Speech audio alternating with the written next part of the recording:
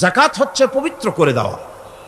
নামাজের পর ইসলামের সবচাইতে গুরুত্বপূর্ণ ব্যাপার হলো নামাজ। নামাজের পরই গুরুত্বপূর্ণ ব্যাপার হচ্ছে যাকাত।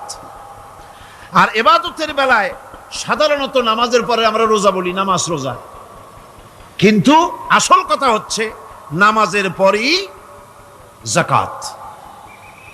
কোরআনে কারিমে এভাবেই বলা হয়েছে।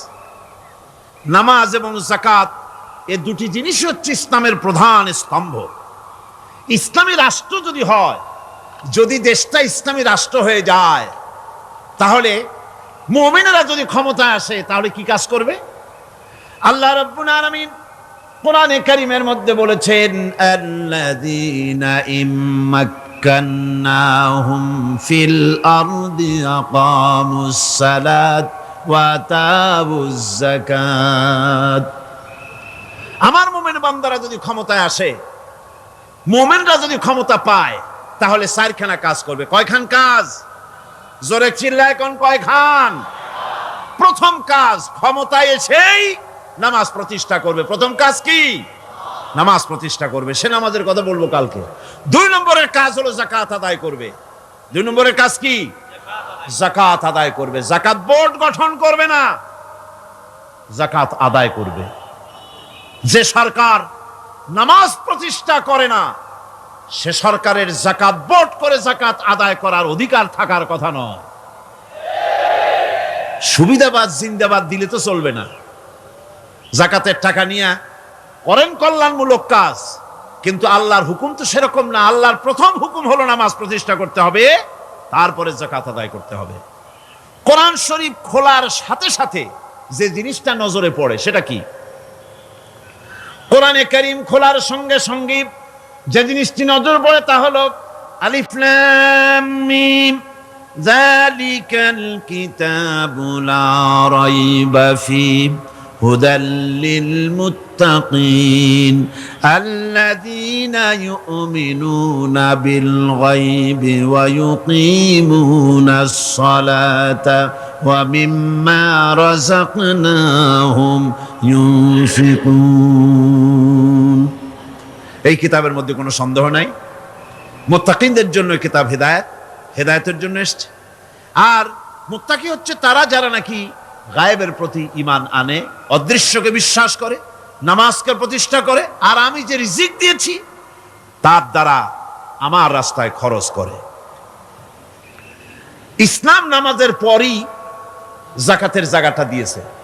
যেখানেই আছে আকিমুস সালাত, সেখানেই আছে ওয়াতুজ যাকাত। দেখছেন কি ধরনের একটা মিল? যেখানেই নামাজ প্রতিষ্ঠা করো সেখানে যাকাত আদায় করো। তার মানে হলো নামাজ সঠিকভাবে প্রতিষ্ঠা হতেই পারে না যাকাত ভিত্তিক অর্থ ব্যবস্থা পরিচালিত হওয়া ছাড়া।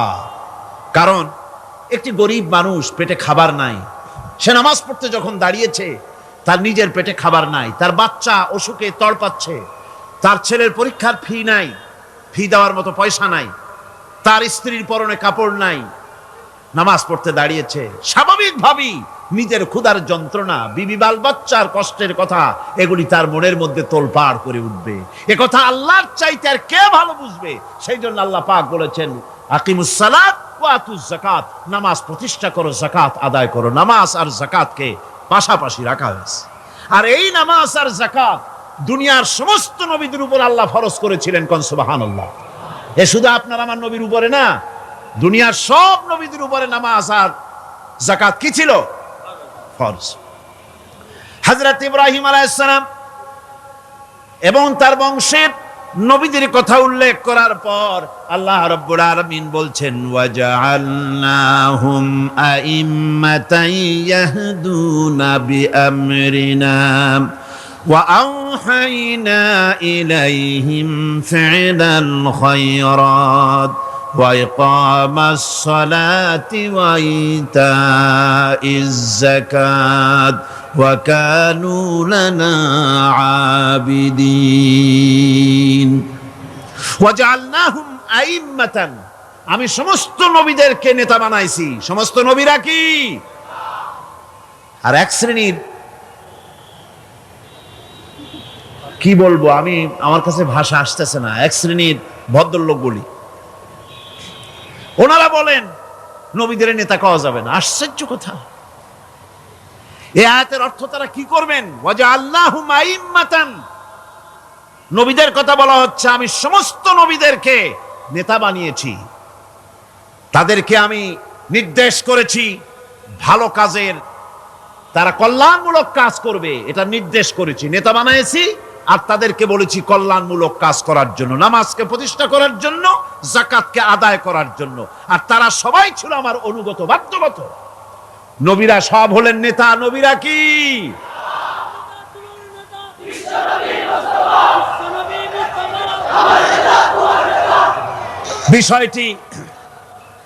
বিষয়টি ওনারা বুঝতে চান না, বিষয়টি ওনারা বুঝতে চান না, তাই নবীকে ওনারা নেতা বলতে চান না। বাংলায় আপত্তি করেন, সাইয়েদেনা বলতে আপত্তি করেন না। সাইয়েদেনা মানেই তো আমাদের নেতা। দরুদ শরীফ পড়লি তো আল্লাহুম্মা সাল্লি আলা সাইয়েদেনা বলি, মানেই হলো আমাদের নেতা। ইংরেজিতে বললে অসুবিধা নাই, উর্দুতে বললে অসুবিধা নাই, আরবিতে বললে অসুবিধা নাই, বাংলায় নেতা বললেই অসুবিধা। কেন হইল? কারা জানি স্লোগান দেয় অমুক অমুক আমার নেতা, তোমার নেতা অমুক তমুক, সেই জন্য হুজুর সাল্লাল্লাহু আলাইহি ওয়াসাল্লাম নেতা কওয়া যাবে না। একটা কথা হইল। রাসূল করিম সাল্লাল্লাহু আলাইহি ওয়াসাল্লাম নবীরাই যদি নেতা না হন, তাহলে নবীরা কি অনুসারী? নাউযুবিল্লাহি মিন যালিক। রাসূলকে বলা হয় ইমামুল মুরসালিন। আমাদের হুজুরকে কি বলা হয়? আমাদের রাসূলকে কি বলা হয়? ইমামুল মুরসালিন। মানে কি? সমস্ত নবীদের নিয়ে উনি নামাজের, সমস্ত নবীরা একটা মসজিদে নামাজ পড়তেন, উনি সেখানে ইমামতি করতেন নাকি? না, সমস্ত নবীদের তিনি ইমাম, নেতা। সুবহানাল্লাহ। সুতরাং এটা এক ধরনের মূর্খতা। আল্লাহ পাক বলছেন আমি সমস্ত নবীদেরকে নেতা হিসাবে পৃথিবীতে প্রেরণ করেছি, তারা হচ্ছেন নেতা। তাদেরকে আমি হেদায়েত দিয়েছি, আমি হুকুম করেছি ওহির মাধ্যমে জনকল্যাণমূলক কাজ তোমরা করো, নামাজ প্রতিষ্ঠা করো, কল্যাণমূলক কাজ করো, ফেলাল খায়রাত, কল্যাণমূলক কাজ করো, আর নামাজ প্রতিষ্ঠা করো, যাকাতকে আদায় করো। আর তারা সবাই ছিল আমার বাধ্যগত।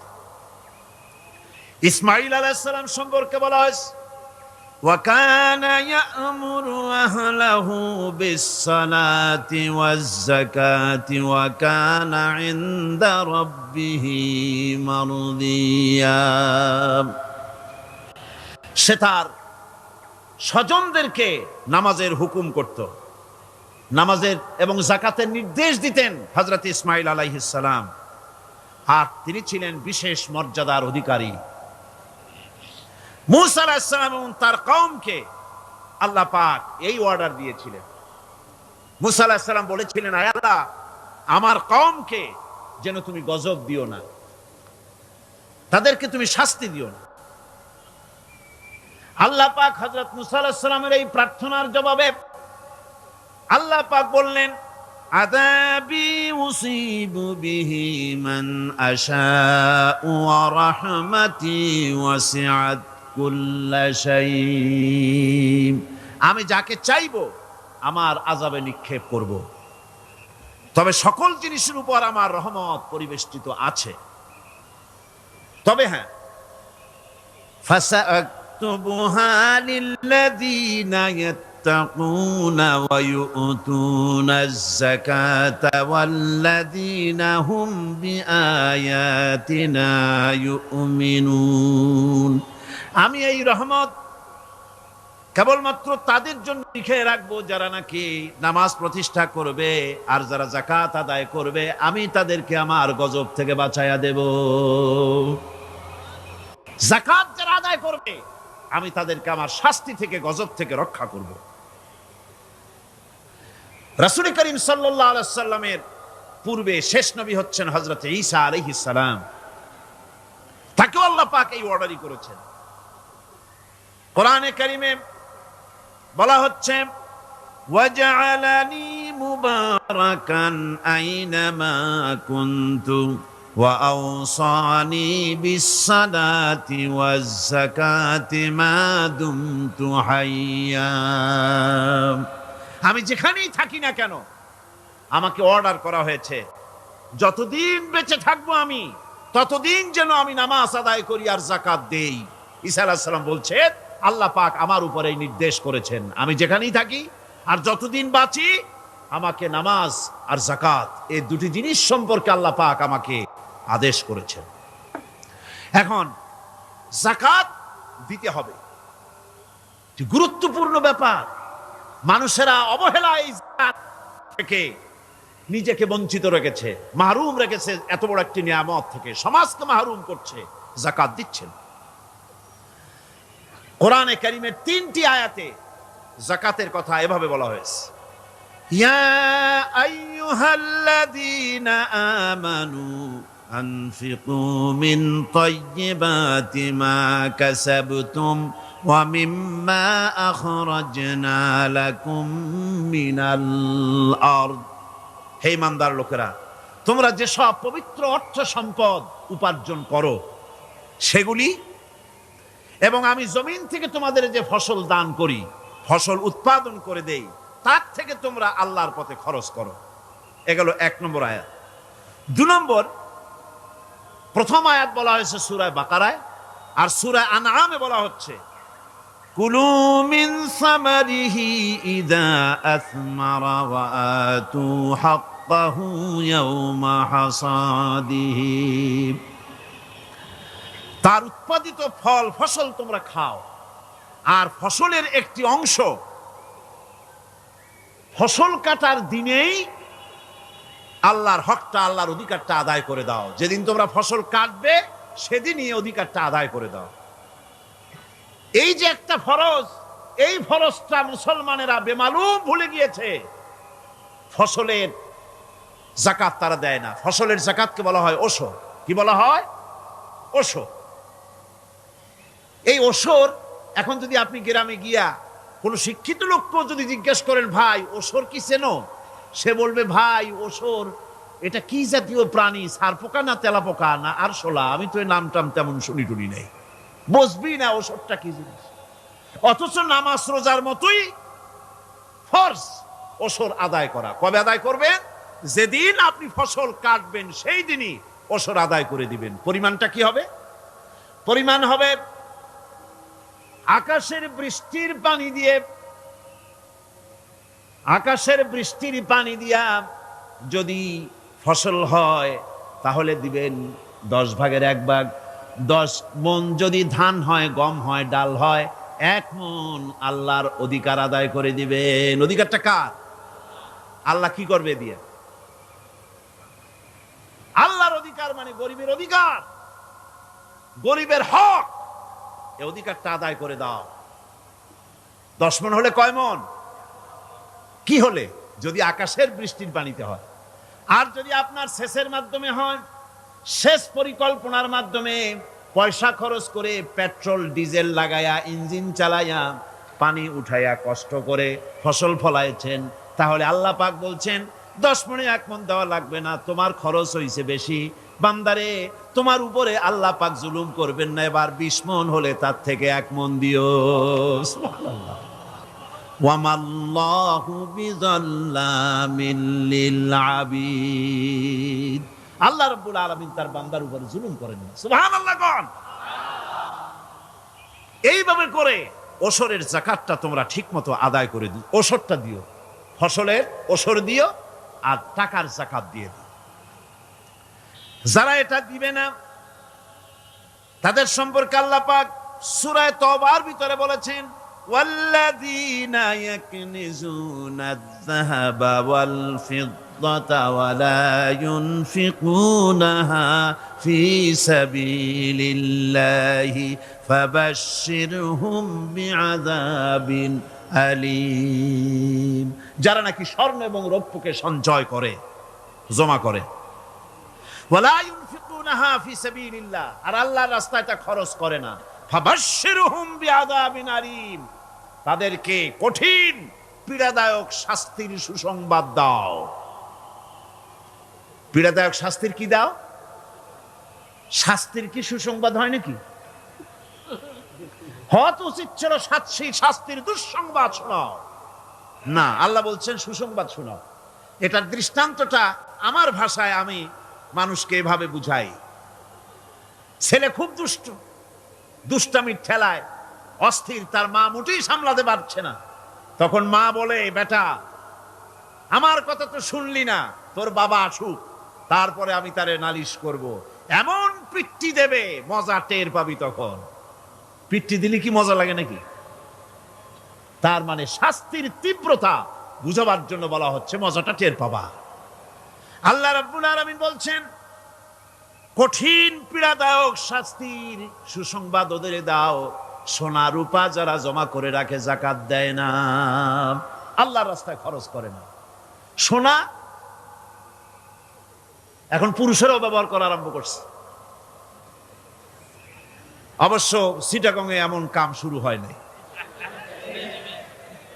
ছাত্র, শিক্ষক, অফিসার গলায় একটা সোনার চেন, শীতের দিনেও সামনের বোতাম খুলে রাখে যাতে চেনটা সকলে দেখে। মিয়া সাহেব, এটা সোনার চেন না, জাহান্নামের আগুনের শিকল পড়েছ। পুরুষের জন্য এক রত্তি সোনাও হারাম। তোমার শরীরের সৌন্দর্য বাড়াবার জন্য স্বর্ণ ব্যবহার করতে পারবা না। স্বর্ণরৌপ্য জমা করলো আর আল্লাহর রাস্তায় খরচ করলো না। রব্বুল আলামিন বলেন, ইয়াউমা ইউহমা আলাইহা ফি নারি জাহান্নামা ফাতুকওয়া বিহা জিবাহুহুম ওয়া জুনুবুহুম ওয়া যুহুরুহুম। একদিন আসবে এমন, যেদিন এই সঞ্চিত ধনরাশি, সোনা দানাগুলি জাহান্নামের আগুন দিয়ে জ্বালানো হবে। আর জাহান্নামের আগুন দিয়ে জ্বালায়া এইগুলি দিয়ে তার পিঠের উপরে আর পাঁজরে সিল মারা হবে জাহান্নামের আগুন দিয়া। বলা হবে, হাদা মা কানাজতুম লিআনফুসিকুম ফাযুকু মা কুনতুম তাকনিজুন। মজা চাখো, স্বাদ গ্রহণ করো। এ হলো তোমার সেই সঞ্চিত সম্পদ, সঞ্চিত ধনরাশি যা তুমি জমা করেছো আর আল্লাহর রাস্তায় খরচ করনি। এখন এর শাস্তি গ্রহণ করো। সুতরাং সঞ্চয় করা, মাল জমা করা এক শ্রেণীর লোক আছে। আল্লাহ পাক বলছেন, আল্লাযী জামা মালান ওয়া আদ্দাদা। মাল জমা করে আর মোছে তেল মাখে। টেলিফোন করে, হ্যালো সোনালী ব্যাংকের ম্যানেজার সাহেব নাকি? বলে, হ্যাঁ, দেখুন তো আমার ব্যালেন্সটা কত। উনি বললেন, বল্টু সাহেব, আপনার ব্যালেন্স হচ্ছে 50,77,372 টাকা 79 পয়সা। তখন মোজ ঘষে, আতর লাগায়, তেল মাখে আর মনে মনে আনন্দ হয়, আরো কিছু জমা করতে পারলেই তো কঠিন কোটায় পৌঁছে যাব। আল্লাযী জামা মালান ওয়া আদ্দাদা। মাল জমা করে আর গুনতে থাকে, আল্লাহর রাস্তায় খরচ করে না। আল্লাহ রাব্বুল আলামিন বলছেন, খুয মিন আমওয়ালিহিম সাদাকাতান তুতাহহিরুহুম ওয়া তুযাক্কিহিম বিহা। তাদের অর্থ সম্পদ থেকে যাকাত উসুল করে তাদেরকে পবিত্র করে দাও। যাকাত আদায় করার মানেই হলো তার সম্পদগুলি পাক হয়ে গেল। কোন আলহামদুলিল্লাহ, সম্পদ পাক হয়ে গেল, পবিত্র হয়ে গেল। আর যেই সম্পদের যাকাত দেওয়া হয় না, আল্লাহর রাস্তায় খরচ করা হয় না, তা সম্পূর্ণরূপে অপবিত্র, নাপাক। কি পরিমাণ সম্পদের নিসাবটা কেমন হবে? নিসাব হবে 52.5 তোলা রৌপ্য যদি আপনার কাছে থাকে, আপনি বাজার দর হিসাবে যাকাত দিবেন। স্বর্ণ 7.5 তোলা পর্যন্ত যদি হয়ে যায়, তাহলে অবশ্যই বাজার দর হিসাবে প্রতি বছর তার যাকাত দিবেন। ছাগল যদি 40টা থাকে, যাকাত দিবেন। গরু যদি 30টা থাকে, তাহলে যাকাত দিবেন। যাকাতের মাসলাটা খুবই কঠিন। যেখানে সেখানে গিয়ে জিজ্ঞেস করে এর জবাব পাওয়া সুকঠিন হয়ে যাবে। এই জন্য মাল পবিত্র করার জন্য, জাহান্নামের কঠিন শাস্তি থেকে বাঁচার জন্য আমি আপনাদেরকে উপদেশ দেব, সাজেশন করব, পরামর্শ দেব একটা বই পড়ার জন্য। বইটা লেখক হচ্ছেন আল্লামা ইউসুফ আল কারজাবি বর্তমান আসরে এই বর্তমান বিশ্বের একজন সাহসী মুফাক্কির ইসলাম, কাতার ইউনিভার্সিটির শরিয়া ফ্যাকাল্টির ডিন, তার লেখা ফিকহুজ যাকাত, এই আরবি বিশাল এই আরবি গ্রন্থের অনুবাদ করেছেন অনুবাদ রাজ্যের রাজা, এদেশে ইসলামী আন্দোলনের এই ভূখণ্ডের পুরোধা, ইসলামী আন্দোলনের বর্তমান সব নেতাদের উস্তাদ আল্লামা হযরত মাওলানা আব্দুর রহিম সাহেব রাহিমাহুল্লাহ, আল্লাহ তাকে জান্নাতুল ফেরদাউসের মেহমান বানায় নিক, জোরে কোন আমিন। তিনি এটার অনুবাদ করেছেন ইসলামে যাকাতের বিধান। ইসলামে, নামটা মনে রাখেন, ইসলামে যাকাতের বিধান। ইসলামী ফাউন্ডেশন বইটা বের করেছে, এত বড় 2টি খণ্ড। এই বইটি আপনারা সংগ্রহ করবেন, ইসলামের যাকাত বিধান, বইটি আপনারা সংগ্রহ করবেন মনে করে। এখন যাকাতের নিসাব আমি বললাম, এবার বলবো যাকাতের খাত। আমি যা বলতেছি এগুলি আমার বানানো নাকি? আল্লাহর কথা বলছি। কার কথা? আল্লাহর কথা। যাকাত কোথায় কোথায় ব্যয় করবেন, কারে কারে দিবেন? আল্লাহ রাব্বুল আলামিন বলেন, ইন্নামাস সাদাকাতু লিল ফুকারাই ওয়াল মাসাকিন ওয়াল আমিলিনা আলাইহা ওয়াল মুআল্লাফাতি কুলুবুহুম ওয়া ফির রিকাব والغارمين وفي سبيل الله وابن السبيل فريضة من الله والله عليم حكيم। সূরা তাওবার মধ্যে আল্লাহ পাক যাকাত কোথায় কোথায় দিবেন খাতগুলি আল্লাহ বলে দিচ্ছেন। কোন আলহামদুলিল্লাহ। যেখানে সেখানে যাকাত দেওয়া যাবে না। যাকাতের জন্য খাত হচ্ছে 8টা। যাকাতের জন্য খাত কয়টা? 8টা। 8টি খাতে আপনার যাকাতের টাকা আপনি ব্যবহার করবেন, ব্যয় করবেন। প্রথম দিবেন ফকিরদেরকে। প্রথম দিবেন কাদেরকে? ফকির। ফকির কারা? ফকির হচ্ছে নিজের জীবন জীবিকায় অন্যের মুখাপেক্ষী। তারপরে শিশু, এতিম, বিধবা, জীবন চালানো খুবই কষ্টকর, অভাবগ্রস্ত লোক, এরা হচ্ছে ফকির। আর মিসকিন হচ্ছে যারা নিজেদের প্রয়োজন উপযোগী অর্থ উপার্জন করার সামর্থ্য নাই, আর মানুষের কাছে আত্মমর্যাদার কারণে হাত পাততেও পারে না। এক কথায় এক গরিব ভদ্রলোক। আল্লাহ কোরআন শরীফ বলেছেন যে এদের চেহারা দেখে বুঝো জ্বর পেটে খাবার নাই, অথবা সে অসুবিধায় আছে, চেহারা দেখে বুঝে তাকে সাহায্য করো। সে এমন শরীফ মানুষ আছে না, আমাদের সমাজে লোক এরকম আছে না? আছে কিনা? ঘরের মধ্যে 3 দিনও রান্না হয় নাই, কিন্তু দাড়ি টাড়ি সুন্দর করে আশ্রায়া জামাটা পরিপাটি করে গায়ে দিয়ে বেরোচ্ছে, কাউর কাছে হাত পাতে না, তার সরাপাতে তার ভদ্রতায় বাঁধে। ওনার সরাপথে বেঁধেছে, উনি চাবেন না কারো কাছে, কিন্তু উনাকে যিনি সৃষ্টি করেছেন সে আল্লাহ রাব্বুল আলামিন শোনায় দিচ্ছেন, বান্দারা আমার ওই গরিব ভদ্রলোককে খাবার দাও। ওরা হচ্ছে মিসকিন। এরপরে আমিলিন, 3 নম্বরে আমিলিন, অর্থাৎ যারা যাকাত সরকারিভাবে যাকাত যারা আদায় করে, সেই আদায়কারীদেরকে এই যাকাতের টাকা দিয়ে তাদের সম্মানী দিতে বলা হয়েছে। ইসলামী গভর্নমেন্ট আসলে যাকাত তো আর আপনার খুশি মতো থাকবে না, যাকাত দিতে আপনি বাধ্য হবেন। যাকাত দিতে আপনি বাধ্য হবেন। যাকাত আদায় করবে গভর্নমেন্ট। কে আদায় করবে? গভর্নমেন্ট আদায় করবে, আর গভর্নমেন্ট ডিস্ট্রিবিউট করবে। ওয়াল মুআল্লাফাতিল কুলুব, মনতুষ্টির জন্য, যাদের মন জয় করতে হবে এই ধরনের লোকদেরকে। ওয়ার রিকাব, আর গলদেশের মুক্তিদানের জন্য। ওয়াল গারিমিন, আর ঋণগ্রস্ত ব্যক্তি, তাও আবার এমন পর্যায়ের যে ঋণ পরিশোধ করতে গেলে যদি তার এমন অবস্থা হয় যে তার কাছে যাকাত দেওয়ার মতো টাকা থাকে না, এরকমের অবস্থা যদি হয় তাহলে যাকাতের টাকা দিয়ে তার ঋণ পরিশোধ করে দেওয়া যেতে পারে। ফি সাবিলিল্লাহ। এরপরে হচ্ছে জিহাদের রাস্তা।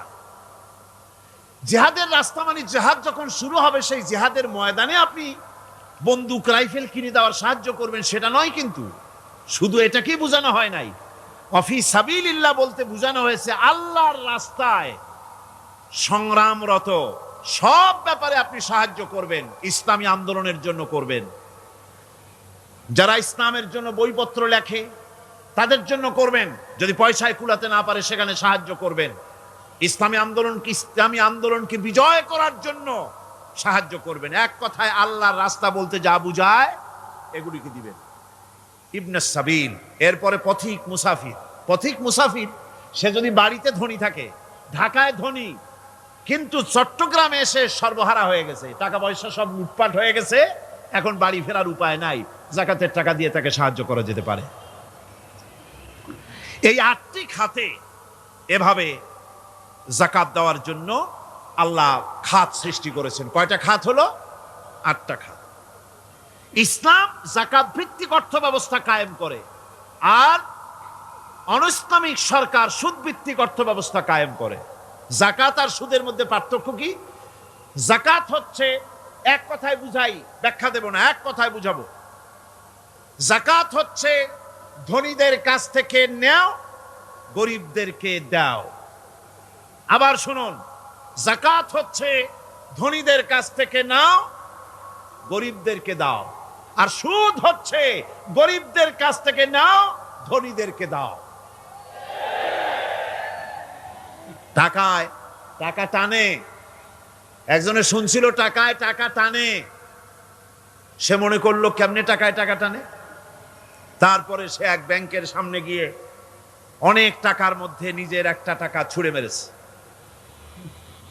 ঘন্টা 2 দাঁড়ায় আছে, দেখে যে তার টাকা আসে না। তখন ব্যাংকের দারোয়ান এসে পিছন থেকে গলাটা ঠেসে ধরছে, বেটা তুমি চোর নাকি, না হাইজাকার, না মাস্তান, না সাদাবাজ? কয় যে না, আমি এর কোনোটাই না। তাহলে এই পজিশন নিয়ে দেখতেছো কি?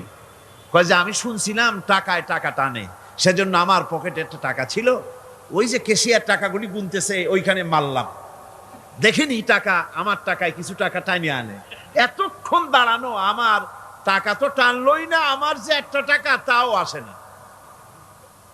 দারোয়ান বলছে, বেটা তুমি ঠিকই শুনেছো, টাকায় টাকা ঠিকই টানে, ওই অনেকগুলা টাকা তোমার একটা টাকারে এমন ভাবে টাইনিয়া ধরছে, বাইরে আবার উপায় নাই। সুদভিত্তিক অর্থ ব্যবস্থায় গরিবরা এভাবে শোষিত হয়। শোষিত হয় কারা? গরিবরা। সিনেমা কারা বানায়? ধনীরা। শোষিত হয় কারা? গরিবরা। লক্ষ্য করেন, তাকান, আল্লাহর কথা কত বাস্তব। ধনীরা সিনেমা বানায়, শোষিত হচ্ছে গরিবেরা। রিক্সা চালায়, ঠেলা গাড়ি চালায়, মাথার ঘাম পায়ে ফেলেছে, পরিশ্রান্ত হয়েছে, বিকাল বেলায় সেই টাকা নিয়ে যাচ্ছে বাজার করতে।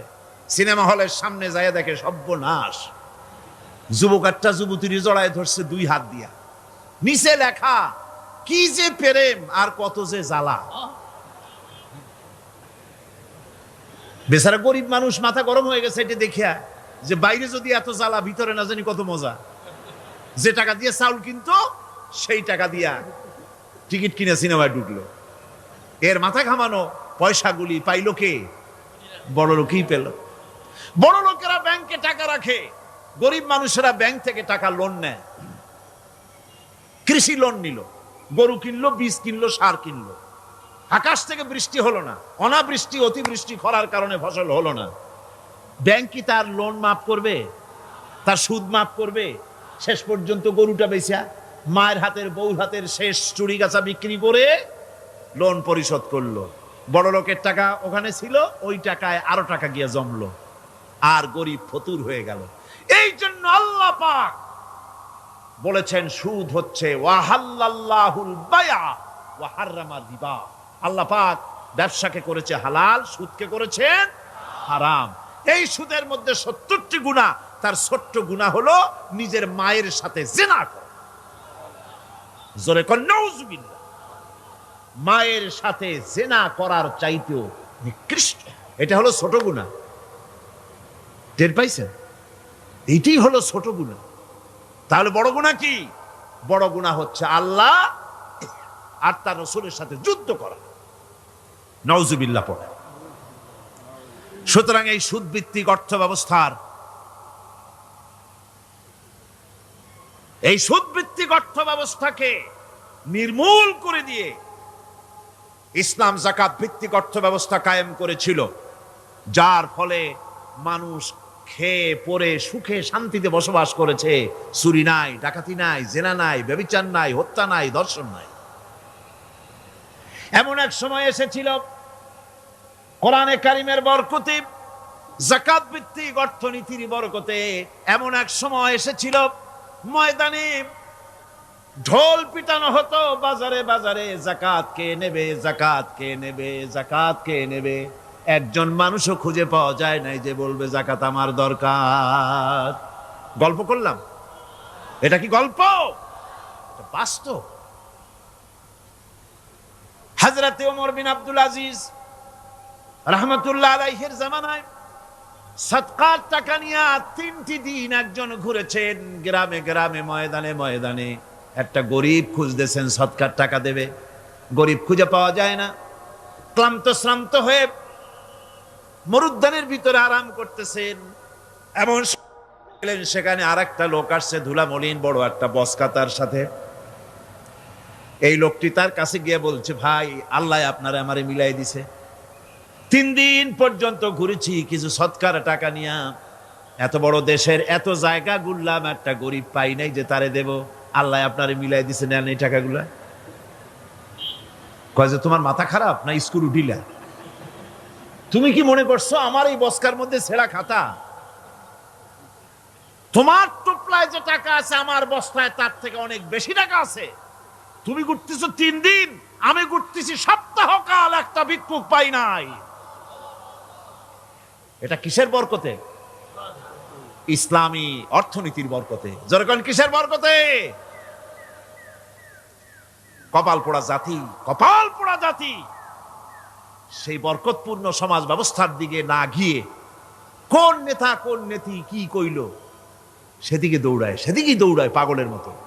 হেমিলেনের বংশীবাদক বাঁশি বাজায় চললো, আর ইঁদুর বাঁদর সব পিছনে ছুটলো।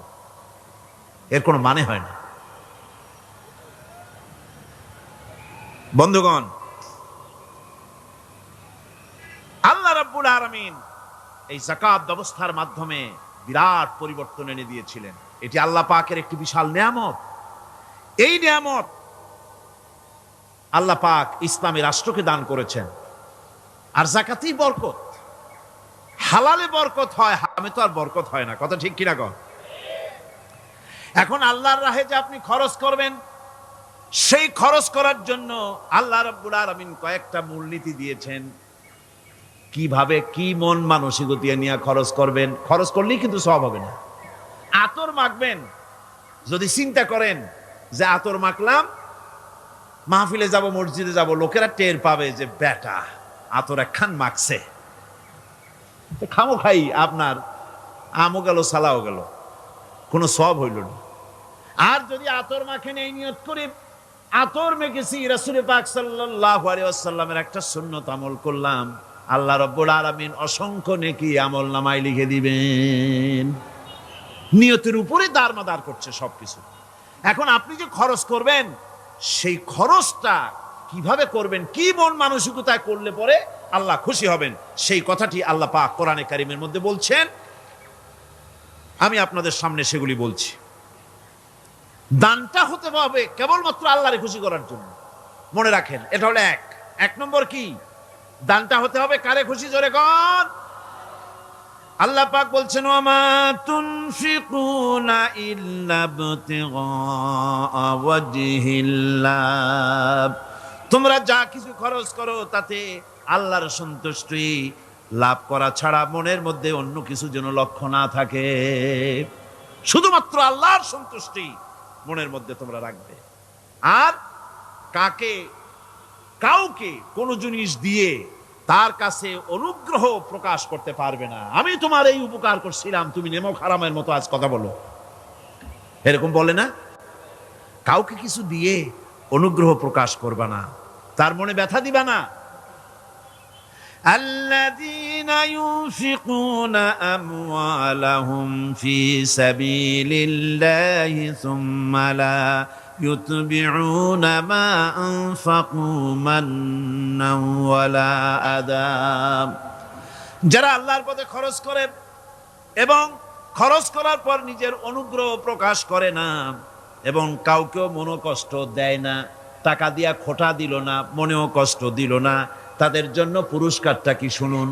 আল্লাহ পাক বলেন পুরস্কার হচ্ছে লাহুম আজরুহুম ইনদা রাব্বিহিম ওয়ালা খাউফুন আলাইহিম ওয়ালা হুম ইয়াহজানুন। ওদের জন্য তার পরওয়ারদিগারের কাছে রয়েছে বিরাট পুরস্কার, আজরে আজিম। এদের জন্য কোনো ভয় নাই, কোনো চিন্তাও নাই, কিয়ামতে ডাইরেক্ট জান্নাতে চলে যাবে। সুবহানাল্লাহ। দানের এত ফজিলত যা ভাই আমি বলে শেষ করতে পারবো না, এত ফজিলত আল্লাহ দানের মধ্যে রেখেছেন। ত্যাগেই তো শান্তি, ভোগে শান্তি নাই, মজা কিসে? জোরে কন্যা মজা কিসে? ত্যাগের ভিতরেই মজা। এরপরে আল্লাহ পাক বলছেন আল্লাহর পথে 3 নম্বরে হতেছে আল্লাহর পথে যা খরচ করবা বেছে বেছে ভালো জিনিসটা দিও, বাইসা বাইসা ছেঁড়া জামাটা দিও না।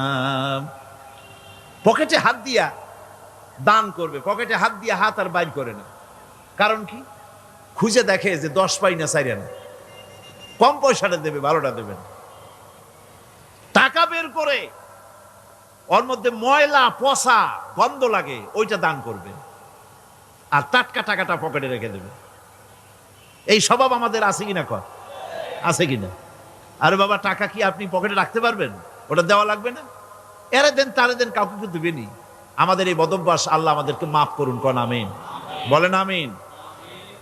দান করার সময় বেছে বেছে খারাপটা দিও না, ছেঁড়া কাপড়টা দিও না, অখাদ্য কুখাদ্য দান করো না।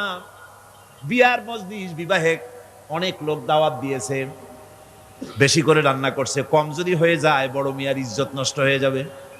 মেহমান কম আসলো, এখন এই খাবারগুলি না পারিয়া তারপরে গরিবদের দেয়, না পেরে যখন খাবার কেউ নাই তখন গরিবদের দেয়। গরিবদের উদ্দেশ্য করে কিন্তু বানানো হয় নাই।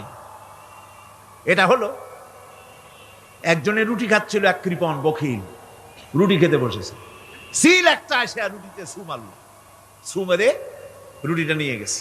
বেচারা পিছনে পিছনে দৌড় আরম্ভ করছে, গালি দিতে দিতে। মরার সিল, আর তুই জায়গা পাইলি না। চিলের পিছনে দৌড়াতে দৌড়াতে নদীর পারে চলে আসছে। সিলও দেখে যে আল্লাহ, এমন এক বেকায়দার লোকের রুটি নিলাম, কোনো গাছেও বসতে পারি না তার ঢিলার জ্বালায়। শেষ পর্যন্ত পাশে ছিল নদী, নদীর উপর দিয়া চিল উড়িয়া ওপার যাওয়া আরম্ভ করছে। বখিল বেচারা দাঁড়াই থাকে, দিলাম ফি সাবিলিল্লাহ, আল্লাহর রাস্তায় দিলাম। এর তো কোনো মানে নাই। তবে প্রকাশ্যে দান করতে গিয়ে যদি এটা এই জন্য হয় যে আমি দিলে পরে আরো একজন উৎসাহিত হয়ে দেবে। সমাজ কল্যাণ পরিষদের এত বড় বিশাল মাহফিল, 16 লক্ষ টাকা খরচ হবে, দিলাম আমি 1 লাখ টাকা, এটা শুনাইয়া বলার পর আমার কথা শুনিয়া আরো যাদের টাকা আছে তারা হয়তো 2 লাখ দেবে, এই চিন্তা করে যদি তারগিবের জন্য, উৎসাহ প্রদানের জন্য, ইন্সপিরেশনের জন্য যদি হয়, এই নিয়ত হলে ক্ষতি নেই। কিন্তু সর্বাবস্থায় দানটা গোপন হয় ভালো। আল্লাহ পাক বলেন গোপনে যদি তুমি দান করো তাহলে আমি রব্বুল আলামিন ওই গোপন দানের বিনিময় তোমার সমস্ত গোপনীয় গুনাহগুলি আমি রব্বুল আলামিন মাফ করে দেব। তোমার গোপন গুনাহগুলি মাফ করে দেব। 5 নম্বরে হচ্ছে নির্বোধ আর অজ্ঞ লোকদেরকে প্রয়োজনের অতিরিক্ত টাকা দিবা না। দেখেন ইসলামের কি সুন্দর বিধান। বোকা, নির্বোধ, অজ্ঞ আছে না সমাজে?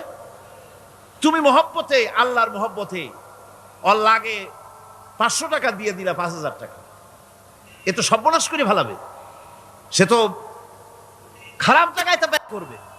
এই জন্য অজ্ঞ লোকদেরকে, নির্বোধ লোকদেরকে প্রয়োজনের অতিরিক্ত দিতে আল্লাহ নিষেধ করেছেন। তবে আল্লাহর ইচ্ছা হচ্ছে এই যে যত বড় পাপী হোক আর যত বড় খোদাদ্রোহী হোক না কেন, প্রত্যেকের খাওয়া, পড়া, শিক্ষা, চিকিৎসা গ্যারান্টি দিতে হবে। সুবহানাল্লাহ। কোন এর নাম তো আল্লাহ, এর নাম কি? আল্লাহ পাক, যার ভেতরে কোনো কার্পণ্যতা নাই। আল্লাহরে মানলেও আল্লাহ খাইতে দেন, না মানলেও দেন, সকলকেই দেন সমভাবে।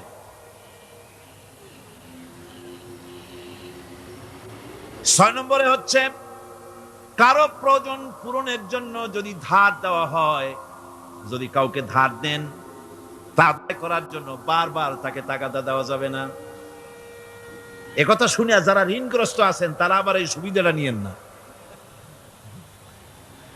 সামর্থ্য থাকতে যদি যার কাছ থেকে ধার এনেছেন তাকে যদি কষ্ট দেন, অবশ্যই আল্লাহর কাছে আসামি হতে হবে কিয়ামতের দিন, কোনো সন্দেহ নাই। আর যে ব্যক্তি ধার দিয়েছেন তিনি যদি বুঝতে পারেন যে এই লোকটি আসলেই নিয়ত ভালো কিন্তু দিতে পারতেছে না, তাহলে এমন লোককে বারবার তাগাদা দিতে আল্লাহ নিষেধ করেছেন।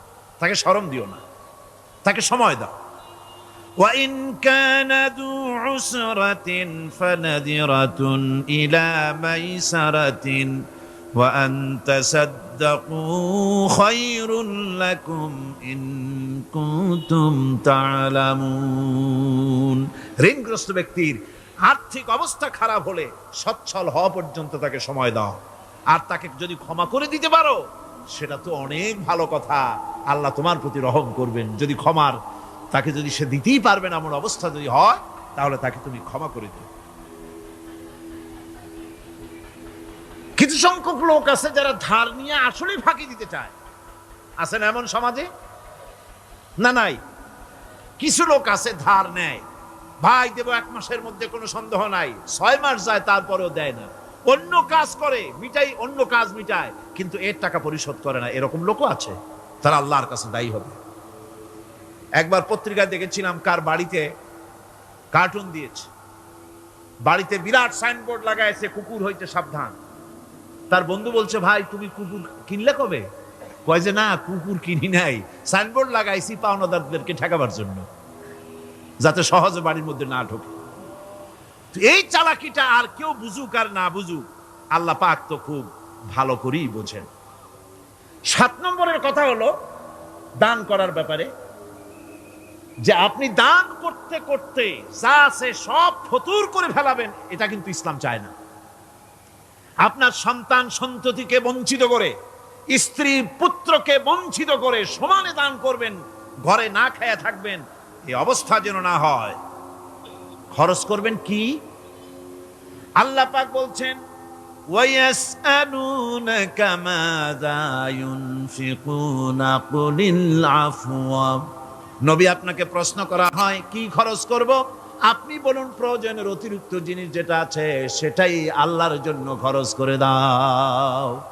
তোমার প্রয়োজন যখন মিটে গেছে, ব্যাংকের মধ্যে অসংখ্য টাকা জমা রাখা খালি গুনতেছে বসে বসে, তা না করে অভাবগ্রস্ত মানুষদের প্রয়োজন মিটাও। খরচ করার ভিতরে আর খরচ না করার ভিতরে ভারসাম্য রক্ষা করতে হবে। ولا تجعل يدك مغلولة إلى عنقك ولا تبسطها كل البسط فتقعد ملوما محسورا। তোমাদের দানের হাত গুটায় একেবারে গলার সাথে বেঁধে রেখো না, আবার এমন বেশি ছেড়েও দিও না, কারণ এর ফলে তোমাকে অনুতপ্ত হওয়া লাগতে পারে। কার্পণ্যতাও না হয়, আর দ্বিতীয় জমের মতো দিয়ে সব ফতুরু না হয়ে যাও। দুটোর মধ্যে ব্যালেন্স হতে হবে। আর 8 নম্বরে কথা হচ্ছে এই যে এই দানের উপযুক্ত কারা। আপনি তো যাকাত দিবেন কাদের, সে কথা আল্লাহ বলে দিয়েছেন, আগে বলা হয়েছে না? কয়টা খাতে দিবেন? মাশাআল্লাহ, মনে আছে আপনাদের। আর এমনি সাধারণ দান সাদকা কাদেরকে দিবেন, উপযুক্ত পাত্র কারা, তার একটা লিস্ট আল্লাহ দিচ্ছেন।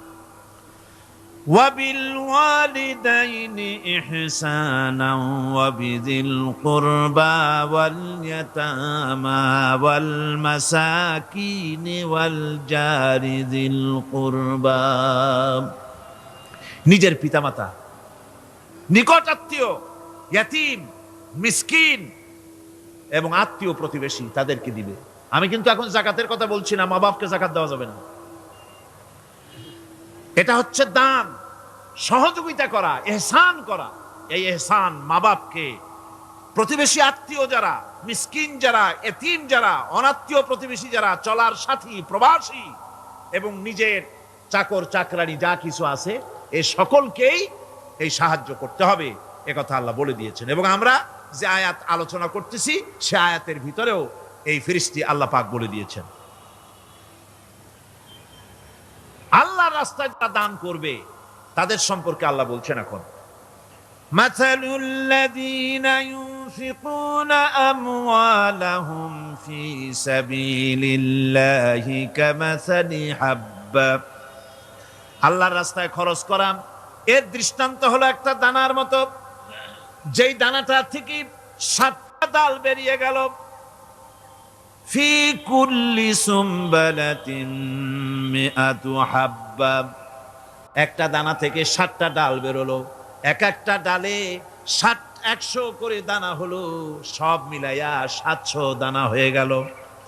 ওয়াল্লাহু ইউদাইফু লিমান ইয়াশা ওয়াল্লাহু ওয়াসিউন আলিম।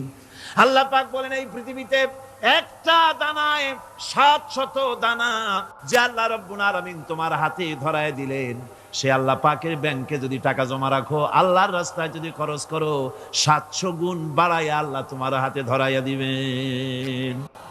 ওয়াল্লাহু ইউদাইফু লিমান ইয়াশা, আর আল্লাহ ইচ্ছে করলে এর থেকেও বেশি তোমাকে দান করবেন। সুবহানাল্লাহ কোন জোরে। আর এই দান করতে হবে মরার আগে। কোন সময় দেবেন কোন?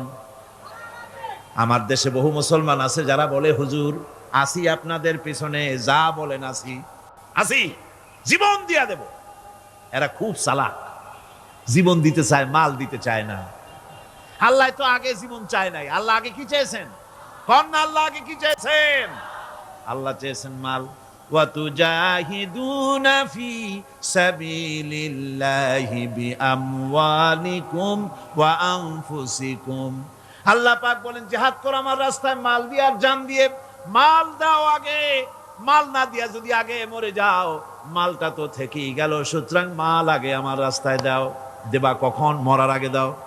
ওয়ানফিকু মিম্মা রাযাকনাকুম মিন ক্বাবল আন ইয়াতিয়া আহাদাকুমুল মাউত।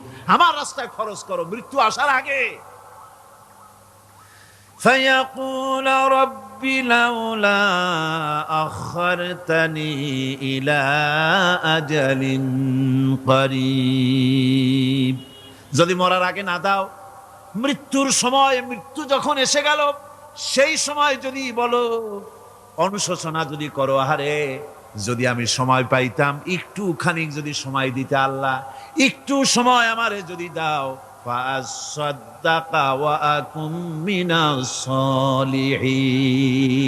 দান সদকা করবো, সব আল্লাহর রাস্তায় দিয়ে দেবো, আর আমি সালেহ বান্দাদের মধ্যে শামিল হয়ে যাবো। আল্লাহ একটু সময় আমারে দাও। আল্লাহ পাক বলছেন, ওয়ালাই ইউআখিরাল্লাহু নাফসান ইযা জাআ আজালুহা আল্লাহু খাবীরুম বিমা তা'মালুন। মৃত্যুর নির্ধারিত সময় আসলে 1 সেকেন্ড আগে পাশে করা হবে না। সুতরাং মৃত্যুর আগে খরচ করো। আপনি মনে করবেন যে আপনি মরে গেলে পরে আপনার ছেলে মেয়ে আপনার জন্য করবে, খরচ করবে। হ্যাঁ করবে ঠিক, মরার পরে কুলখানির পরে 40, তারপরে শেষ, এরপর আর করবে। আপনার ছেলে মেয়ে যে আপনার জন্য করবে তার প্রমাণ তো আপনি নিজে। আপনি আপনার ছেলের মেয়ের জন্য কি করে, আপনার মা বাবার জন্য কি করছেন? আপনার মা বাবার জন্য যদি আপনি কিছু না করে থাকেন, আপনার ছেলে মেয়ে আপনার জন্য করবে না। সুতরাং নিজের কাজ নিজে করেন। আপনার পিঠ যদি চুলকায় আর নাতিরে যদি বলেন, নাতি পিঠটা চুলকায় দাও, সে যে জায়গায় চুলকাবে আপনি করবেন উত্তর দিকে, সেই উত্তর দিকে, দক্ষিণ দিকে, উপরে, নিচে, পিঠে, পাছার কাছে, যে জায়গায় আঙ্গুল দেবে আপনি করবেন ওখানে না, আবার আরেকটু উপরে দাও, আরেকটু পাশে দাও, জায়গা মতো পড়বেই না। আর কষ্ট করে নিজের হাতটা যদি পৌঁছাইতে পারেন জায়গা মতো পড়ে, একবার চুলকানি মারলেই চুলকানি শেষ, ঠিক কিনা? সুতরাং আপনি অন্যের উপরে ভরসা না করে নিজের খরচ নিজেই করে যান, নিজের কাজ নিজে করে যান। আল্লাহর রাস্তায় খরচ করে যান, বেশি পরিমাণে খরচ করেন। যত খরচ করবেন আল্লাহ রাব্বুল আলামিন রাজি হয়ে যাবে। কোন সুবহানাল্লাহ। তাবুকের যুদ্ধের জন্য, তাবুকের জিহাদের জন্য আল্লাহর নবী চাঁদা চেয়েছিলেন। চাঁদা করা কোনো নাজায়েজ জিনিস না, তবে চাঁদাবাজ নাজায়েজ। মানুষকে কষ্ট দিয়ে পয়সা জবরদস্তিমূলক আদায় করা। 10,000 টাকা দিবেন মিয়া, 10 লাখ টাকা দিতে হবে, এত টাকা পাবো কে? আরে মিয়া পাবেন কই? রাইফেলের বাট দেখায়, তারপরে জামা প্যান্টের কাছে চুলকাতে গিয়া রিভলভারের বাট দেখায় দেয়। দেবেন না, আমার লোক এসে আদায় করে নিয়ে যাবে, তোমার বাপ দেবে কবরে উঠা। এটা জায়েজ নাই। কথা বুঝতে পেরেছি? রাসূল করিম সাল্লাল্লাহু আলাইহি ওয়াসাল্লাম সাহায্য চেয়েছেন, সাহায্য। রোমকদের সঙ্গে যুদ্ধ হবে, সাহায্য লাগবে, যার কাছে যা আছে নিয়ে আস। মহিলারা কানের দুল খুলে দিল, নাকের ফুল খুলে দিল, গলার হার খুলে দিল। মানুষের সাহাবায়ে কেরাম টাকা করি উজাড় করে দিতে লাগলেন। এত হলো, হুজুরকে দেখা যায় না, স্তূপ হয়ে গেছে, সোনাদানা টাকা পয়সা অস্ত্রপাতির স্তূপ। হুজুর বলছেন তোমরা তো সবাই দিলে, আমার আবু বকর কোথায়? হযরত সিদ্দিক আকবর রাদিয়াল্লাহু তাআলা আনহু তিনি ছিলেন এক পিলারের আড়ালে, খামের আড়ালে, সেখান থেকে বেরিয়ে এসেছেন, হাতে 70টা পোটলা। হুজুর দেখেন হযরত আবু বকরের চোখে পানি। হুজুরের হাতে পোটলাটা উঠাই দিলেন। নবীজি পোটলা খুলে ছাড়লেন, কয়েক কেজি গম পড়লো আর কয়েকটা দিরহাম পড়লো। হুজুর হযরত আবু বকরের দিকে তাকায় দেখেন সিদ্দিক আকবর রাদিয়াল্লাহু তাআলা আনহুর চোখের থেকে পানি পড়ে দাড়ি ভিজে ভিজে পড়তেছে। আল্লাহর নবী বলেন, ও সাহাবীরা, তোমরা সবাই মিলে আজকে যে দান করেছো, সব দানের যত মর্যাদা হয়েছে তার থেকে একা আবু বকরের দানের মর্যাদা আল্লাহর কাছে বেশি হয়ে গেছে।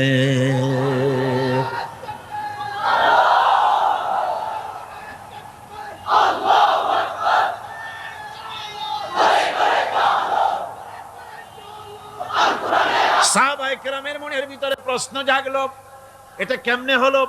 আমরা এত দিলাম। এই জিহাদে হযরতে ওমর রাদিয়াল্লাহু তাআলা আনহু তার জীবনের সঞ্চিত সম্পদের পুরা অর্ধেকটা দান করে দিয়েছিলেন। হুজুর সাহাবায়ে কেরামদের মনের অবস্থা বুঝলেন, প্রশ্ন করলেন, তোমরা কে কত দিছো, বাড়ি কত আছে? প্রত্যেকেই বললেন এত দিছি, বাড়ি এত আছে। হযরত আবু বকরের কাছে হুজুর জিজ্ঞেস করলেন, আবু বকর কত আনছো, বাড়ি কত আছে? হযরত আবু বকর বলেন, ইয়া রাসূলুল্লাহ, আল্লাহ পাকের নামে কসম করে বলি, আমি আবু বকরের ঘরে আমি আবু বকরের বাড়িতে জাগতিক সম্পদ বলতে যা বুঝায় সব এনে রাসূল কারীমের কদম মোবারকে হাজির করেছি। আমি আবু বকরের ঘরের ভিতরে এখন আল্লাহর তার রাসূল ছাড়া কোনো জিনিস বাকি নাই, সব এনে দিয়েছি। আমার ভাইয়েরা, এই জন্য আল্লাহ রাব্বুল আলামিন দানের ভিতরে বিরাট ফজিলত রেখেছেন। সাহাবায়ে কেরাম যদি এরকম দান না করতেন, এভাবে কোরবানি না দিতেন, ইসলাম এই পর্যন্ত আসতো না।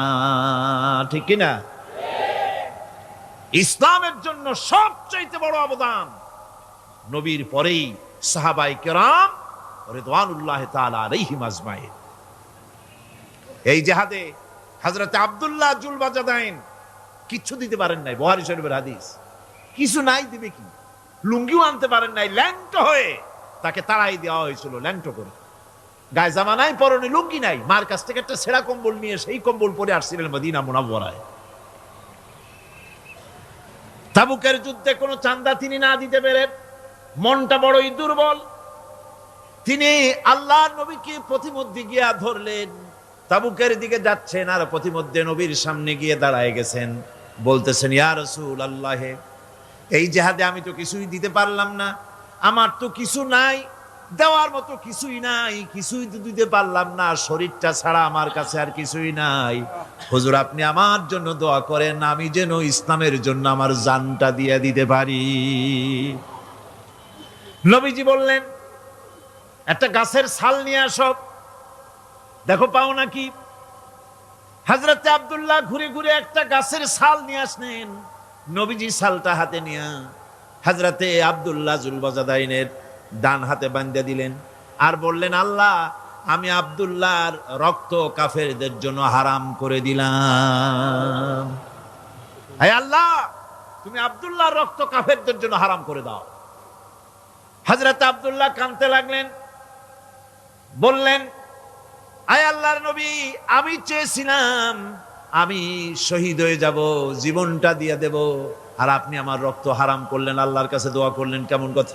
হুজুর বলেন, আব্দুল্লাহ, তোমার জন্য এমন দোয়া করা হয়েছে, এখন যদি তুমি ঘরে বসে জ্বর হয়েও মরো, আল্লাহ রাব্বুল আলামিন তোমারে শাহাদাতের মর্যাদা দিয়ে দিবেন।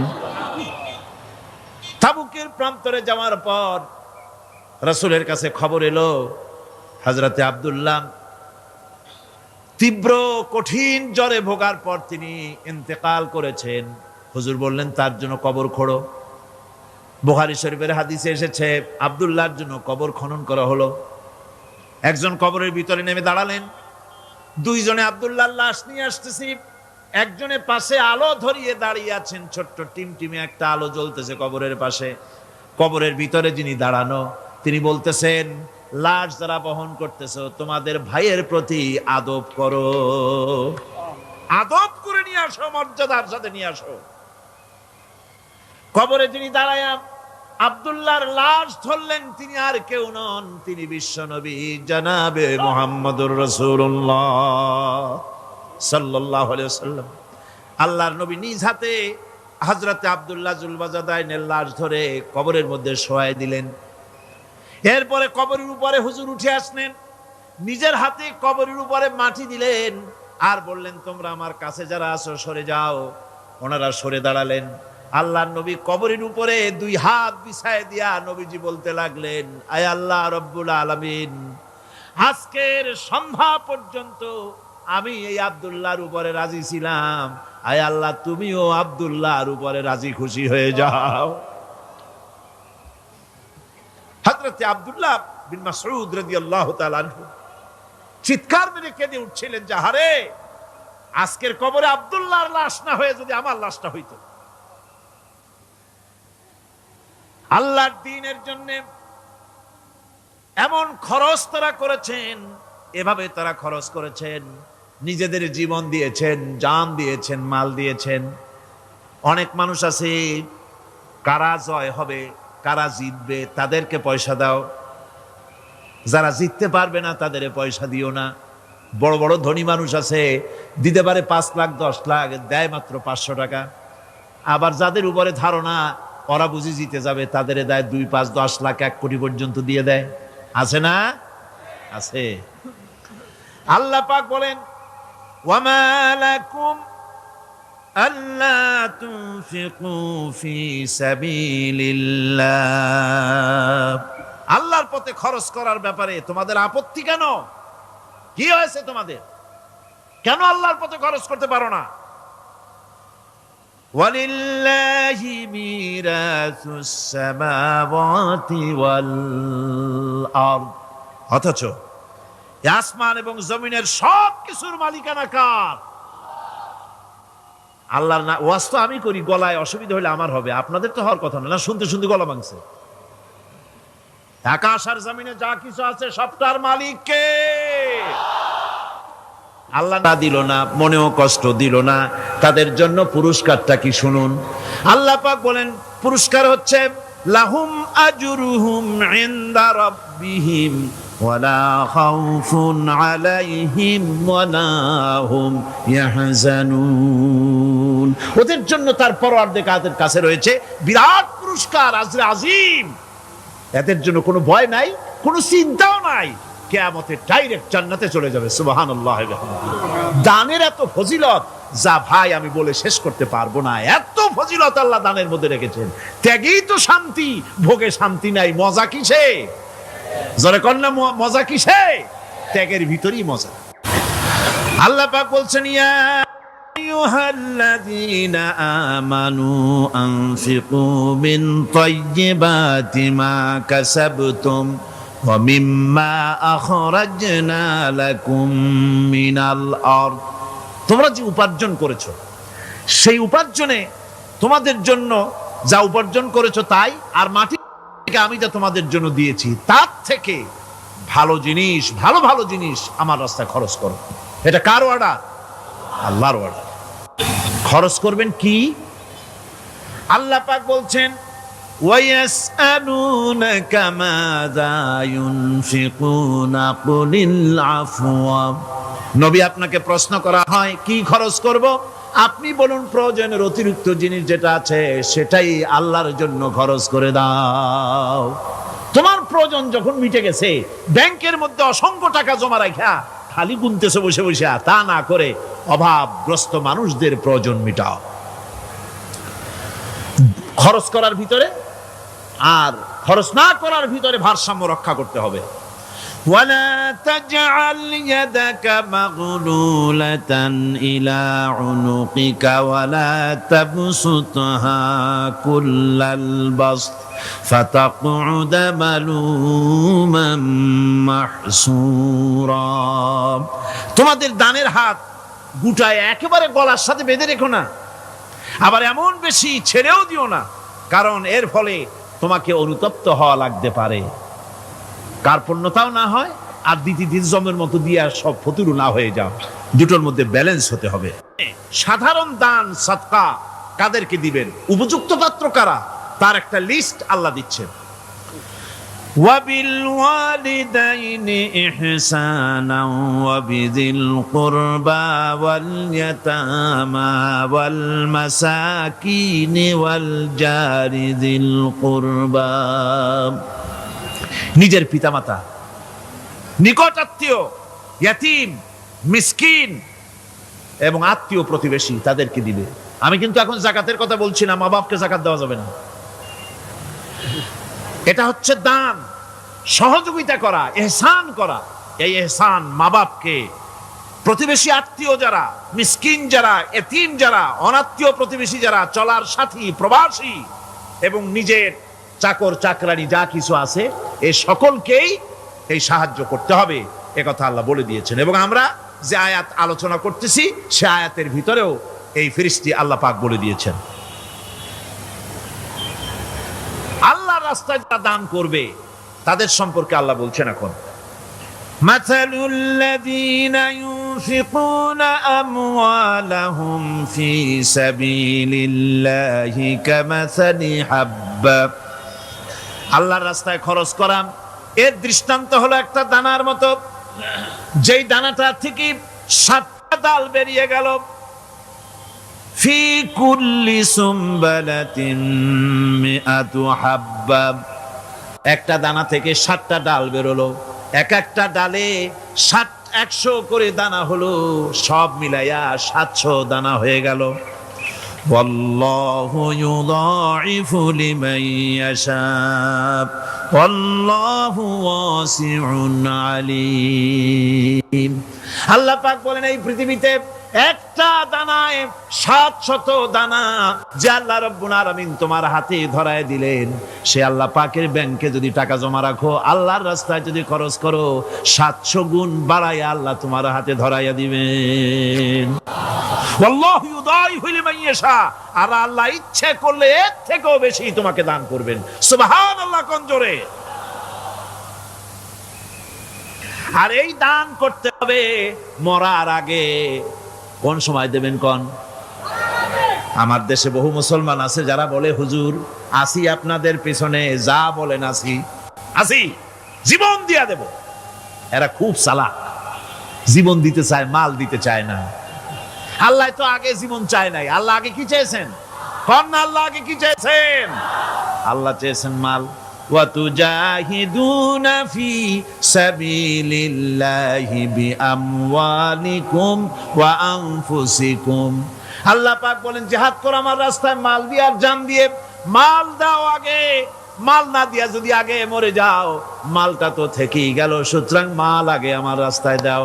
দেবা কখন? মরার আগে দাও। وَأَنفِقُوا مِمَّا رَزَقْنَاكُمْ مِنْ قَبْلِ أَنْ يَأْتِيَ أَحَدَكُمُ الْمَوْتُ। আমার রাস্তায় খরচ করো মৃত্যু আসার আগে।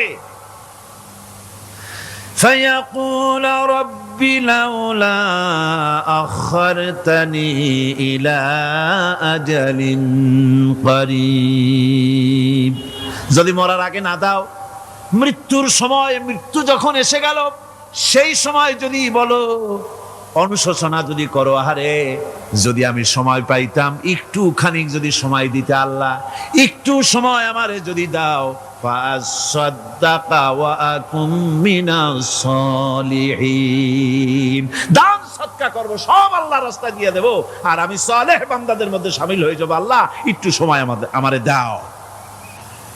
আল্লাহ পাক বলছেন, ওয়ালা ইউআখিরাল্লাহু নাফসান ইযা জাআ আজালুহা আল্লাহু খাবীরুম বিমা তা'মালুন। মৃত্যুর নির্ধারিত সময় আসলে এক সেকেন্ড আগে পাশে করা হবে না। সুতরাং মৃত্যুর আগে খরচ করো। আপনি মনে করবেন যে আপনি মরে গেলে পরে আপনার ছেলে মেয়ে আপনার জন্য করবে, খরচ করবে। হ্যাঁ করবে, ঠিক। মরার পরে কুলখানির পরে 40, তারপরে শেষ, এরপর আর করবে না। আপনার ছেলে মেয়ে যে আপনার জন্য করবে তার প্রমাণ তো আপনি নিজে। আপনি আপনার ছেলের মেয়ের জন্য কি করে, আপনার মা বাবার জন্য কি করছেন? আপনার মা বাবার জন্য যদি আপনি কিছু না করে থাকেন, আপনার ছেলে মেয়ে আপনার জন্য করবে না। সুতরাং নিজের কাজ নিজে করেন। আপনার পিঠ যদি চুলকায়, আর নাতিরে যদি বলেন নাতি পিঠটা চুলকায় দাও, সে যে জায়গা চুলকাবে আপনি করবেন উত্তর দিকে, সেই উত্তর দিকে, দক্ষিণ দিকে, উপরে, নিচে, পিঠে, পাশার কাছে, যে জায়গায় আঙ্গুল দেবে আপনি করবেন ওখানে না, আবার আরেকটু উপরে দাও, আরেকটু পাশে দাও, জায়গা মতো পড়বেই না। আর কষ্ট করে নিজের হাতটা যদি পৌঁছাইতে পারেন জায়গা মতো পড়ে, একবার চুলকানি মারলেই চুলকানি শেষ, ঠিক কিনা? সুতরাং আপনি অন্যের উপরে ভরসা না করে নিজের খরচ নিজেই করে যান, নিজের কাজ নিজে করে যান, আল্লাহর রাস্তায় খরচ করে যান, বেশি পরিমাণে খরচ করেন। যত খরচ করবেন আল্লাহ রাব্বুল আলামিন রাজি হয়ে যাবে। কোন সুবহানাল্লাহ। মা বলছে, বাবা আমার কাছে কি চাও? ছেলে বলছে, মা আমি চলে যেতে চাই মদিনায়, আল্লাহর নবী মুহাম্মদুর রাসূলুল্লাহ সাল্লাল্লাহু আলাইহি ওয়াসাল্লামের দরবারে চলে যেতে চাই, আমি একটু বস্ত্র চাই। মা একটা পুরানা কম্বল তার হাতে দিয়ে দিলেন। আব্দুল উজ্জা কম্বলটাকে ছিঁড়ে এক টুকরা কোন রকম হাঁটুর উপরে জড়ায় নিলেন, আর এক টুকরা গায়ে দিয়ে নিলেন। আব্দুল উজ্জা আবার বহু কষ্ট করে মরুভূমি পাড়ি দিয়ে মদিনা মুনাওয়ারায় চলে গিয়ে বাবি জিবরিল থেকে ঢুকে আসহাবে সুফফার চবুতরার সামনে বসে আছেন, ছেঁড়া কম্বল পরা। এবার বিশ্ব নবী, দুনিয়া আখিরাতের বাদশা জনাবে মুহাম্মদ রাসূলুল্লাহ সাল্লাল্লাহু আলাইহি ওয়াসাল্লাম যখন মসজিদের নিজের ঘরের থেকে দরজা খুলে বেরিয়েছেন, দেখেন এক যুবক বসা, একটা আধাটা কম্বল পরা, হাঁটুর উপরে কোন রকম করে রানটা, লজ্জাস্থানটা ঢাকার, গায়ে একটা ছেঁড়া কম্বল।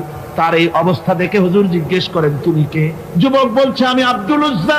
ইসলাম কবুল করার জন্য আমার সব ছিল, আমি কম ধনী ছিলাম না, আমার চাচা সব নিয়ে গেছে, সিনায় রেখেছে, আমার লুঙ্গিটাও দেয় নাই। ঘটনার সব তিনি খুলে খুলে বললেন। হুজুর বললেন, তোমার নাম আব্দুল উজ্জা নয়, তোমার নাম আব্দুল্লাহ। আব্দুল্লাহ জুলবাজাদাইন তার নাম। হযরত আব্দুল্লাহ জুলবাজাদাইন কি রাসূলুল্লাহ দিয়ে দিলেন, আসহাবে সুফফাদের সাথে মিলাই দিলেন, এখানে থাকু, খাবার আসতে পরে খাবে। তাদের সব সময় খাবার থাকতো না। আসহাবে সুফফায় তারা থাকতেন যাদের ঘর নাই, বাড়ি নাই, থাকার জায়গা নাই। ক্ষুধার জ্বালায় যখন তারা অতিষ্ঠ হয়ে যেতেন, নবীজি ঘরের থেকে তাহাজ্জুদের জন্য যখন বেরোতেন, ক্ষুধার্ত সাহাবীরা রাসূলের চেহারা দেখার সঙ্গে সঙ্গে ক্ষুধা নিবৃত হয়ে যেত। হযরত রাসূল পাক সাল্লাল্লাহু আলাইহি ওয়াসাল্লাম আব্দুল্লাহকে ওনাদের মধ্যে ভিড়াই দিলেন। আব্দুল্লাহ এবার কোরআন শরীফ পড়ে। কোরআন শরীফ পড়তে গিয়া চিল্লায় চিল্লায় তিনি পড়েন, আস্তে আস্তে পড়েন না। সাহাবীরা বিরক্ত হয়ে রাসূলের কাছে নালিশ করলেন যে বড় চিল্লায় কোরআন পড়ে, আমাদের নামাজেও ডিস্টার্ব হয়। হুজুর বলেন, সাহাবীরা কেউ আব্দুল্লাহর ব্যাপারে কোনো কথা বলবে না, তারে চিল্লাইতে দাও, যেহেতু ঈমানের জন্য তারে বড় মূল্য দিতে হয়েছে। পরনের লুঙ্গিটা পর্যন্ত আনতে পারে নাই, যত খুশি চিৎকার করেছে আল্লাহর কালাম পড়ু। তাবুকের যুদ্ধ, রাসূলুল্লাহ তাবুকের দিকে রওনা করেছেন, 30,000 সৈন্য নিয়ে রওনা করেছেন। ওই জিহাদে মানুষেরা প্রাণ ভরে রাসূলুল্লাহকে সাহায্য করেছেন। মেয়ে লোকেরা নাকের ফুল, কানের দুল, গলার হাল খুলে খুলে রাসূলের কদম মোবারকে দিয়ে দিয়েছে। ধনীরা টাকা পয়সা সব দিয়েছে। হযরত আবু বকর তো যা ছিল সব এনে দিয়েছে, কিছু ছিল না ঘরে। রাসূল রওনা করলেন। প্রতিমধ্যে হযরত আব্দুল্লাহ জুলবাজাদাইন আল্লাহর নবীর খেদমতে হাজির হয়ে বলেন, হুজুর সবাই তো সব দিল, আমার কিছুই নাই, কিছু দিতে পারলাম না। হুজুর আপনি আমার জন্য দোয়া করেন, আমি যেন এই তাবুকের ময়দানে কাফেরদের বিরুদ্ধে লড়াই করে যেন শহীদ হয়ে যেতে পারি। মাল দিতে পারি নাই, কিন্তু আল্লাহর জন্য যেন আমার জীবনটা দিয়ে দিতে পারি। ও চট্টগ্রামের যুবকেরা, তরুণেরা, তোমাদের মতো 20 বছরের তরুণ হযরতে আব্দুল্লাহ জুলবাজাদাইন শাহাদাতের তামান্না করে রিসালাতে মাহবের কাছে দাঁড়িয়েছে। হুজুর বললেন একটা গাছের বাকল নিয়ে আসো। একজন একটা বাকল নিয়ে এলো। রাসূলুল্লাহ এই বাকলটা আব্দুল্লাহ জুলবাজাদাইনের হাতে লাগাই দিলেন। রাসূলুল্লাহ বললেন, আয় আল্লাহ, আমি আব্দুল্লাহর রক্ত কাফেরদের জন্য হারাম করে দিলাম।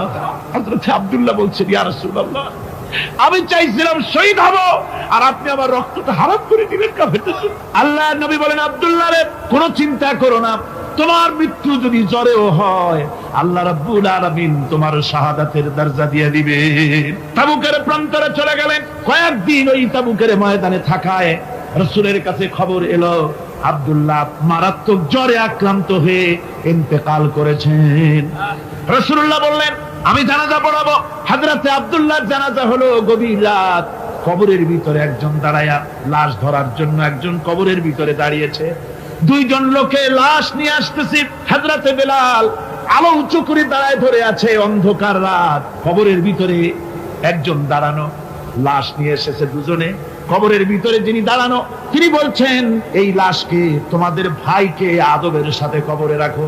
কবরের মধ্যে যিনি দাঁড়ানো তিনি আর কেউ নয়, বিশ্বনবী মুহাম্মদুর রাসূলুল্লাহ সাল্লাল্লাহু আলাইহি ওয়াসাল্লাম।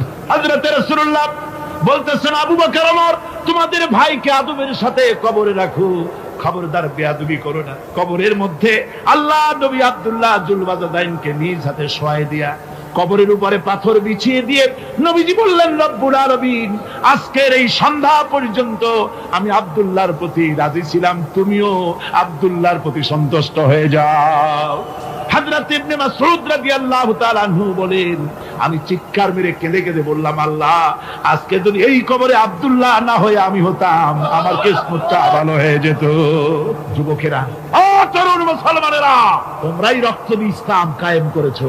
কে কায়েম করেছে ইসলাম? মুসলিম তরুণেরা, মুসলিম যুবকেরা। তোমাদের অবদান সব চাইতে বেশি। আজ মুসলমান যুবকদের চরিত্র নাই। মদ, জুয়া, জিনা, ব্যভিচার করে করে সর্বনাশ করে দেওয়া হলো। সরকারি ভাবে, বেসরকারি ভাবে, বিভিন্ন ভাবে যুবকদেরকে মিসগাইড করার জন্য মদ দেওয়া হয়, টাকা দেওয়া হয়, অস্ত্র দেওয়া হয়, সব দিয়ে যুবকদের চরিত্র নষ্ট করা হচ্ছে। অথচ যুবক হচ্ছে একটা জাতির মেরুদণ্ড। জাতির কি মেরুদণ্ড?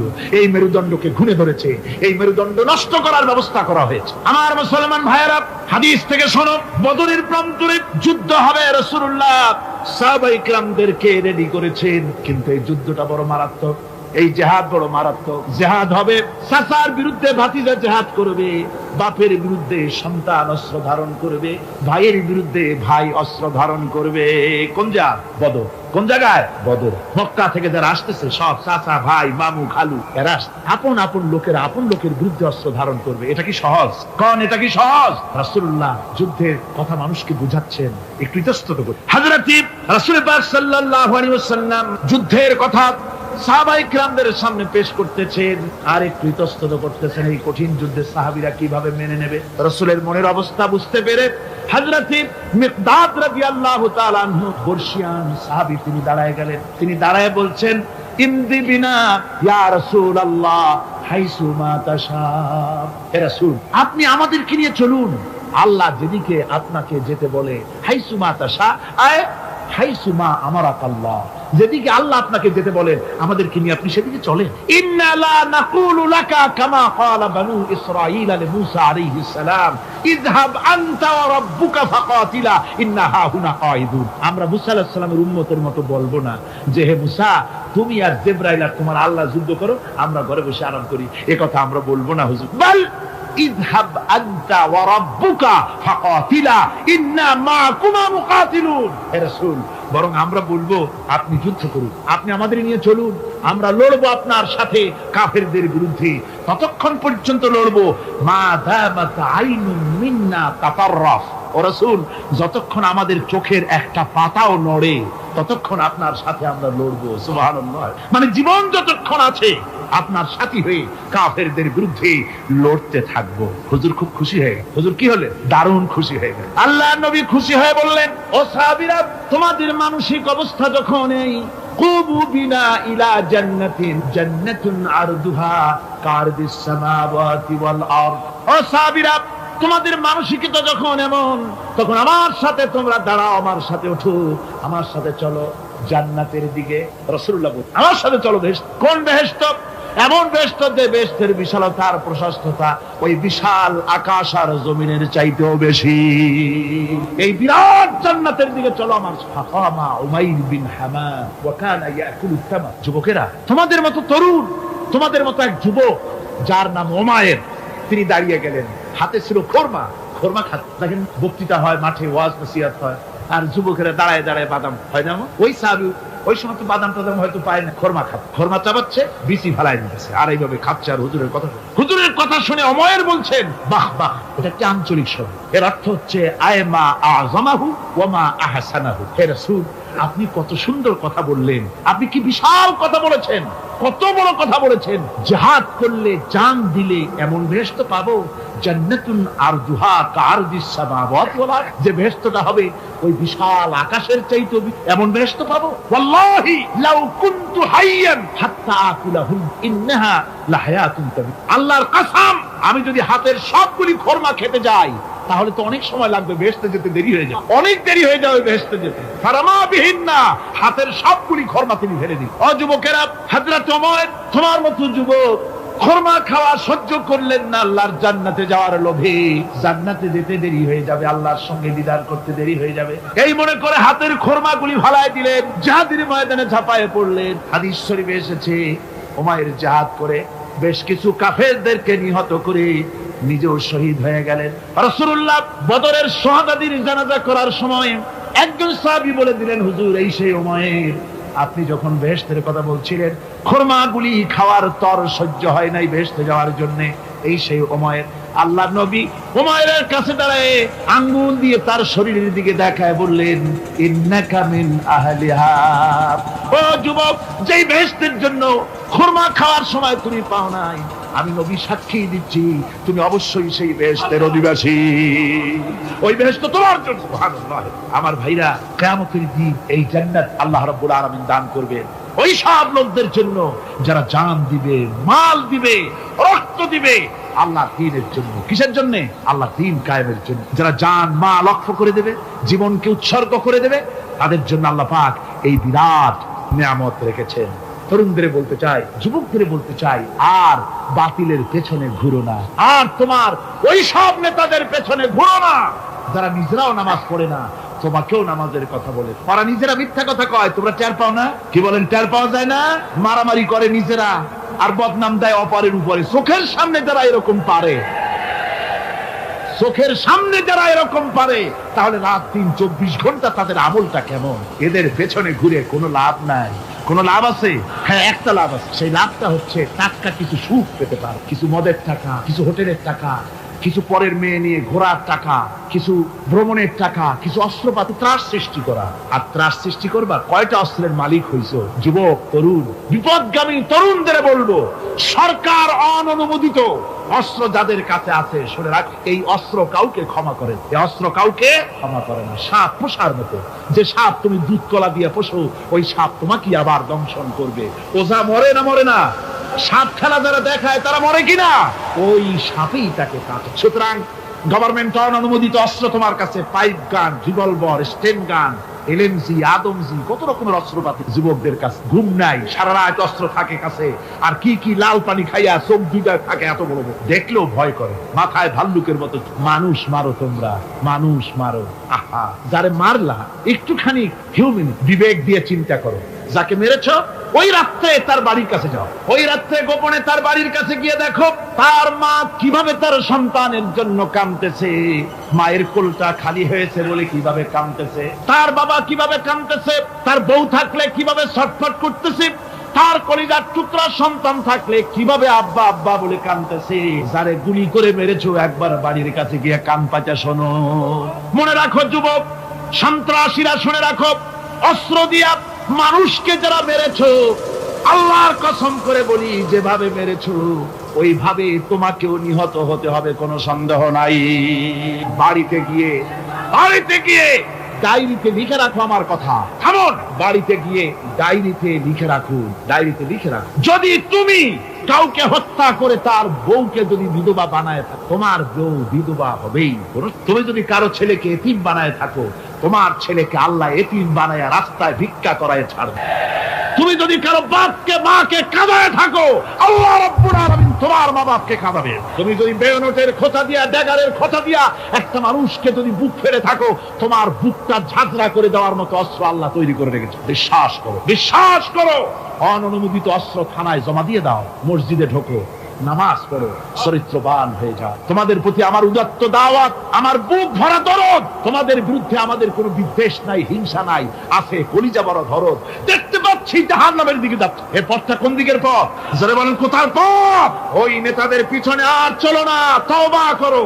ওই নেতাদের পিছনে আর যাবে না যারা তোমাদেরকে টাকা দেয় আর অস্ত্র দেয়, যারা তোমাদেরকে মদ দেয় আর নারী দেয়, ওদের পিছনে আর চলবে না। ওয়াদা করো। যুবকরা কি পারবে ওয়াদা করতে? ওই সব নেতাদের পিছনে জীবনে আর যাবে না, ওয়াদা করতে পারো? হাত উঁচু করে দেখাও যুবকেরা।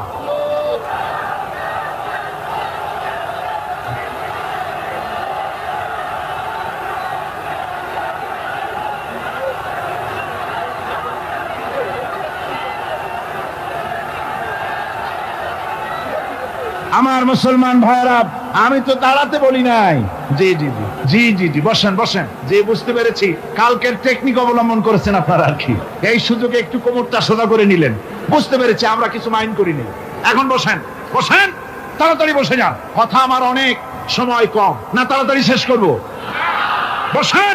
আপনারা না বসতে তো কথা বলতে পারবো না, বসতে হবে। অত্যন্ত জরুরি জরুরি কথা আছে, সে কথাগুলি আমাদের শুনতে হবে। যেহেতু এই মাহফিলের পর আবার আপনাদের সামনে কথা বলতে পারবো, এর কোনো গ্যারান্টি নাই। আছে নাকি কোনো গ্যারান্টি? নাই। সুতরাং বসতে হবে, কেউ দাঁড়াবে না। জোরে সোরে জিকির করেন, লা ইলাহা ইল্লাল্লাহ, লা ইলাহা।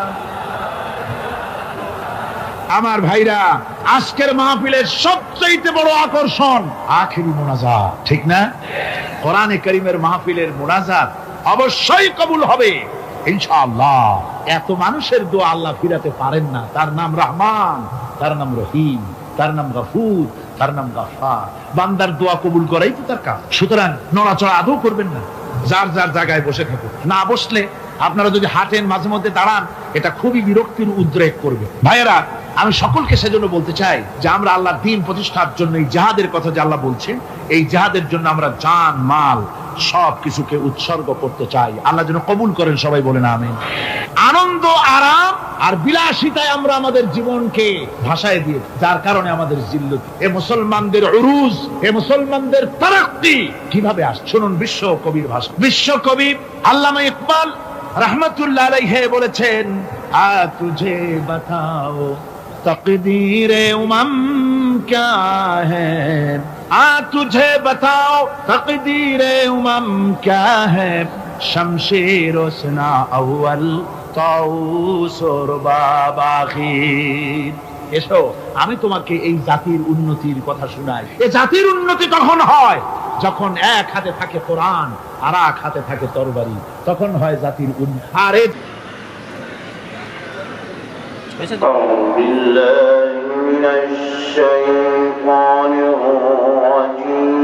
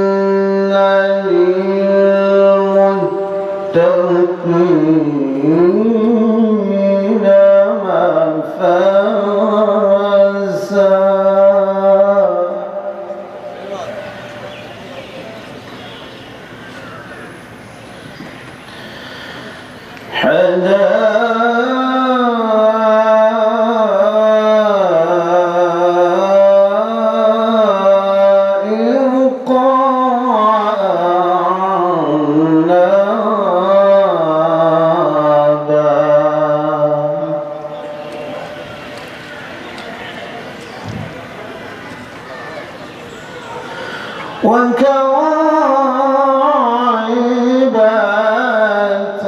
أترابا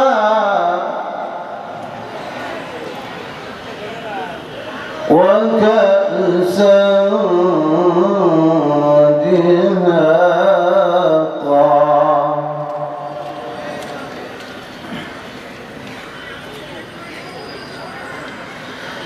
بسم الله الرحمن الرحيم لا إله إلا الله والله أكبر ولله الحمد بسم الله الرحمن الرحيم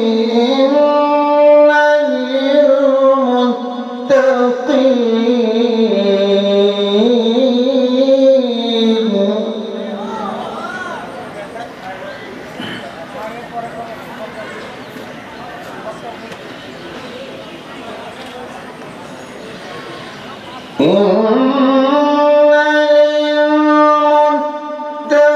للمتقين مفازا حدائق وأعنابا وكواعب أترابا وكأسا دهاقا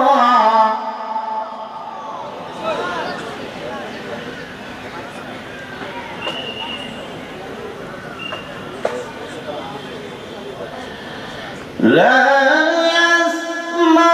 يسمعون فيها لغوا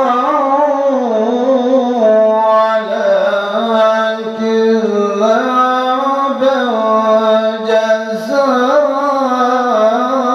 جزاء من ربك عطاء حسابا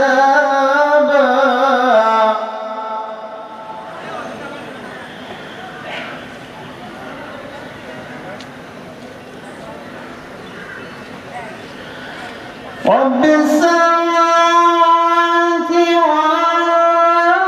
والأرض وما بينهما الرحمن لا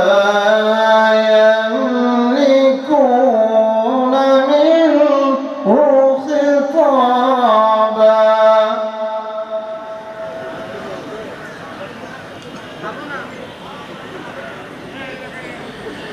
يوم يقوم الروح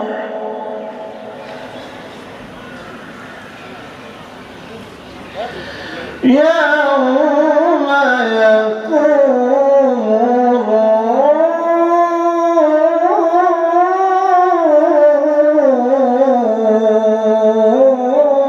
الروح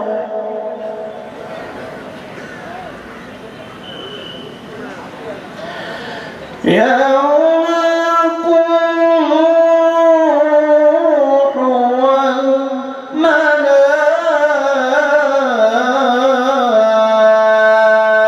والملائكة صفا لا يتكلمون إلا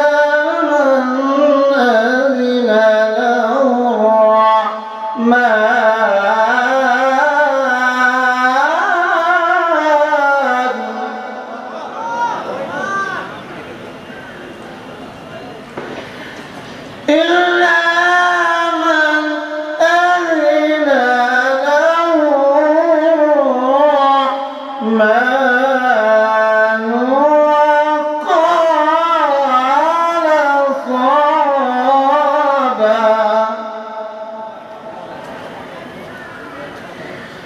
ذلك اليوم الحق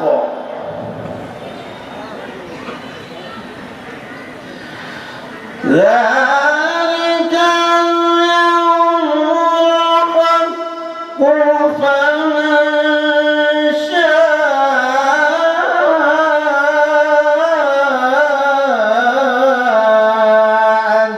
اتخذ إلى ربه مآبا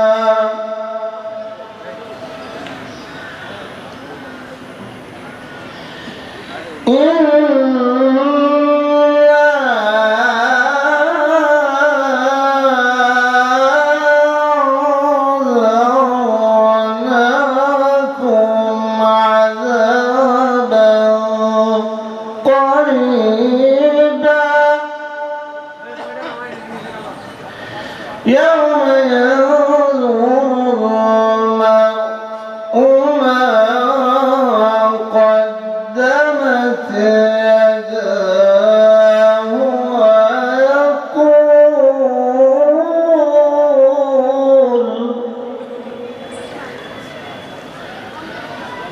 ويقول الكافر يا ليتني كنت ترابا الله أكبر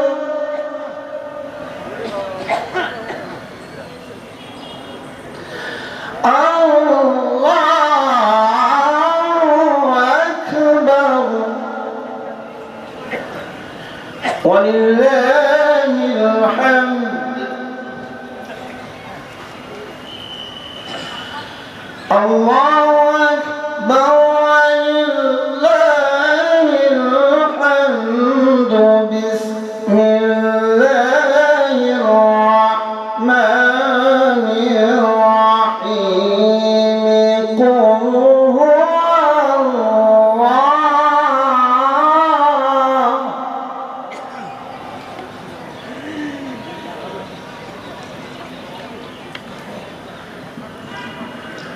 আপনারা সবাই আমার সাথে পড়ুন এবারে সবাই আমরা নামাজে পড়ে থাকি ছোট ছোট সূরা তাই না তো ইনশাআল্লাহ সবাই পড়ে থাকি ইনশাআল্লাহ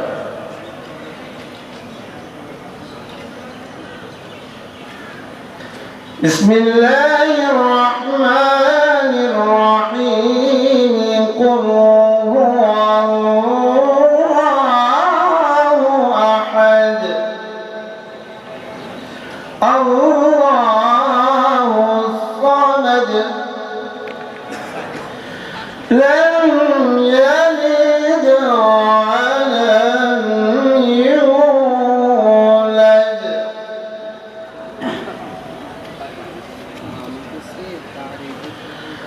قل هو الله أحد الله الصمد لم يلد ولم يولد ولم يكن له كفوا أحد صدق الله العظيم وصدق رسوله النبي الكريم ونحن على ذلك من الشاهدين والشاكرين والحمد لله رب العالمين السلام عليكم ورحمة الله وبركاته